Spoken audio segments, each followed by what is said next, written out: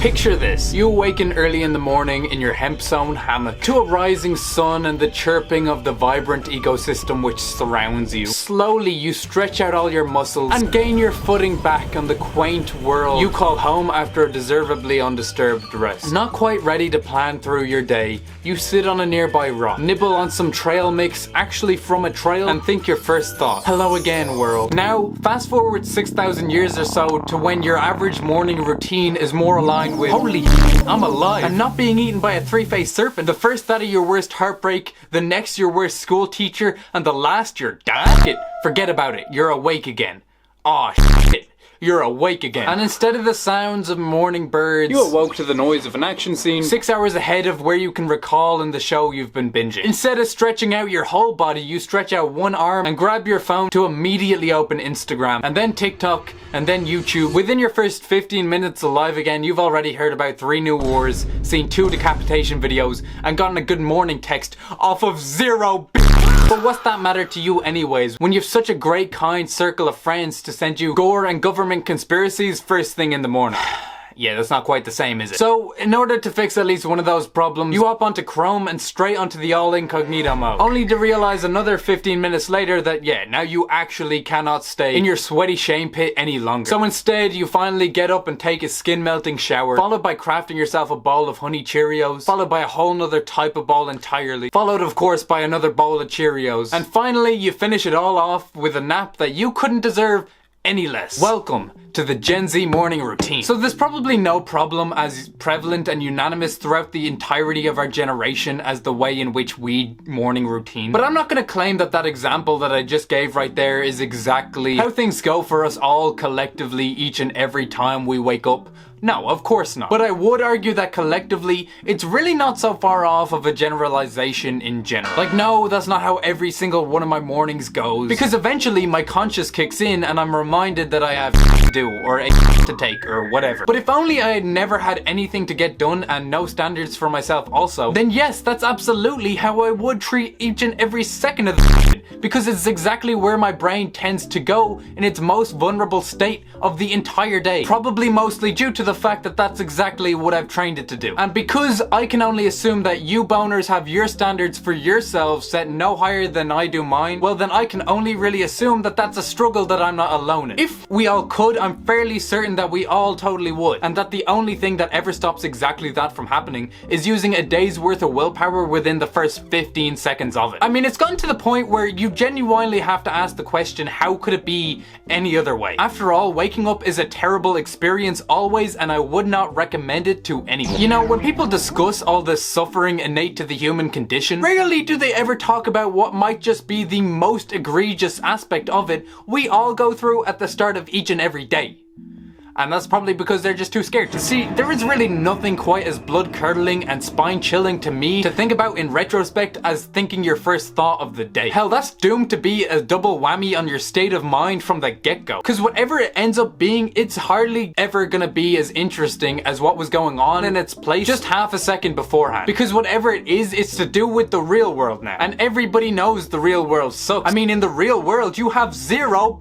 And even when it was some fucked up dream that you were having that you're just glad to be away from, well, in a way, is that not even worse? Now that you're stuck psycho over-analyzing each and every way that you are undeniably fucked up, before doing your very best to forget about all of that and focus in on the real world instead. Nothing could ever be as mentally draining as regaining consciousness, remembering who you are, and then getting out of bed to go be it. I mean, it's fundamentally fucked up that you can go from nothing back to something in the matter of minutes. That is traumatic by its goddamn design. Never mind doing so to the scheduled sound of a fuck-ass xylophone. I don't care if your mother gets mashed up on a gang thing by Darth Maul at 2 p.m.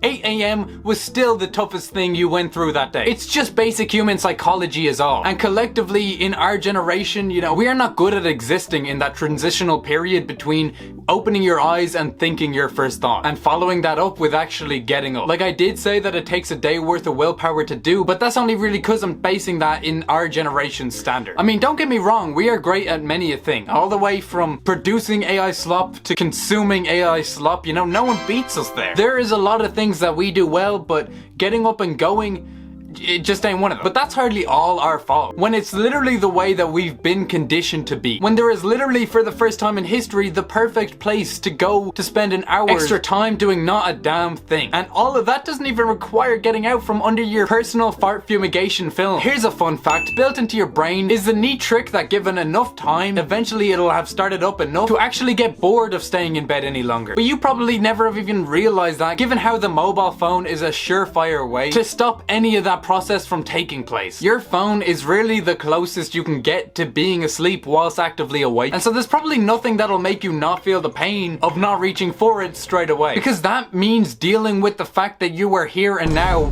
head on, both here and now. And there's really nothing that you can do to fix that but fix your whole damn lifestyle in the process. Now, I'm not even gonna try and excuse the lifestyles that we're all too used to. At the end of the day, this is still absolutely mostly our individual faults. Probably the biggest weakness of our generation is our inability to wash our face and our balls before reverting to our phones for a dose of mental retardation. We are really not making it easy on ourselves at any point along the way. I mean, the funny thing is that the simple solution to all of that would be to just leave it on the other side of the room before you get into bed.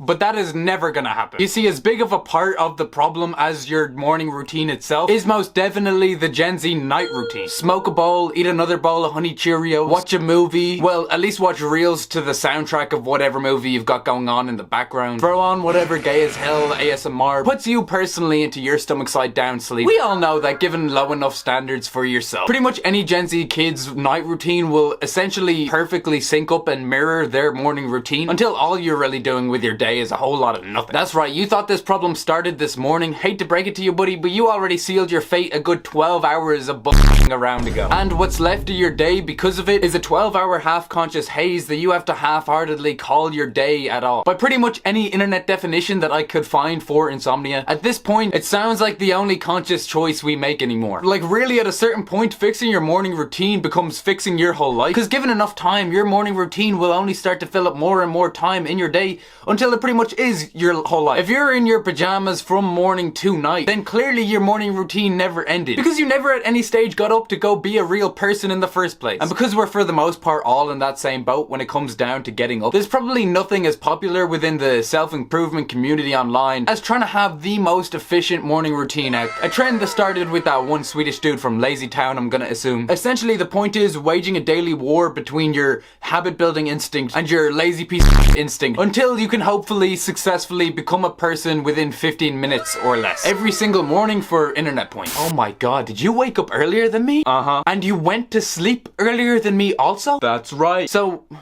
what the f does that change at all then? Well, the fact that I'm better than you, I guess. The glaringly obvious problem with all that, for us particularly, is that it's easy to decide to better your life when you're fully functional and thinking rationally. You get into bed early and deliberately turn off your phone and follow all the self-improvement steps until inevitably 3 hours have gone by and you're left there playing with your balls thinking about the meaning of the universe or some stupid shit. Quickly realizing that that alarm you have set 4 hours from now isn't gonna do a damn thing but make you start dreaming about WWE style elbow dropping a asshole. I mean, the truth is, you can only choose insomnia for so long before insomnia chooses you. Just going and setting a morning routine is a point that I am far beyond by now. I mean, it's just a concept that in our generation cannot operate the way it used to. If you couldn't have guessed by now, no, I am not a morning person. Just clearing that up. But at this point in my life, I'm not even sure if they really exist. Like, we all know that it's the most emotionally driven decision that you'll make in your day. So then if that morning person is not just performative, surely it's psychotic, right? If you can be a human within 5 minutes of waking up, then surely there wasn't a lot of human in you to begin with. Like, who realistically thinks that it's a good idea to live like Ashton Hall and wake up at 3 o'clock in the morning? Nobody, of course not, because you'd have killed yourself by 4:30. That is a fairly counterproductive idea of a productive morning. And what could possibly be the point of all this getting up for the hell of it business? No, not logically, but on the basic biological level that I am operating on at 8 a.m. You expect me to move from the place that I feel both comfiest and safest that I'll feel out of anywhere in the whole world. Like, that's survival 101 right there. But society expects you to voluntarily remove yourself from that situation in order to go out into the world?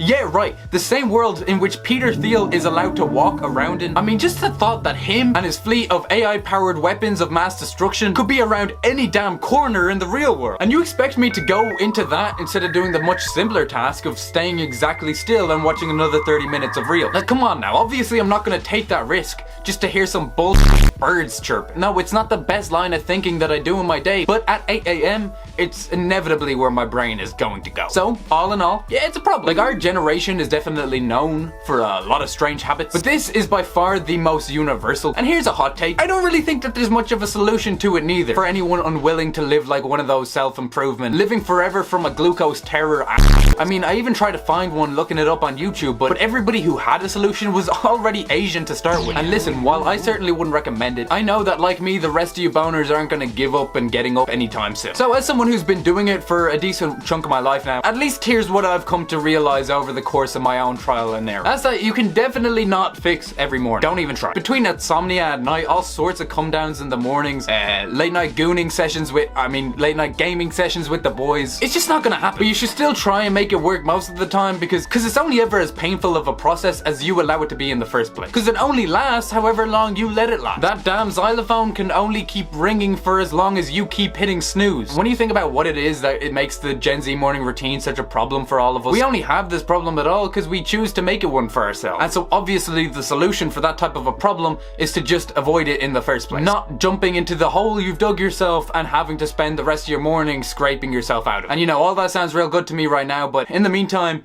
it's 3:30 in the afternoon and I'm still wearing my pajama bottoms, so I guess it's time for that nap.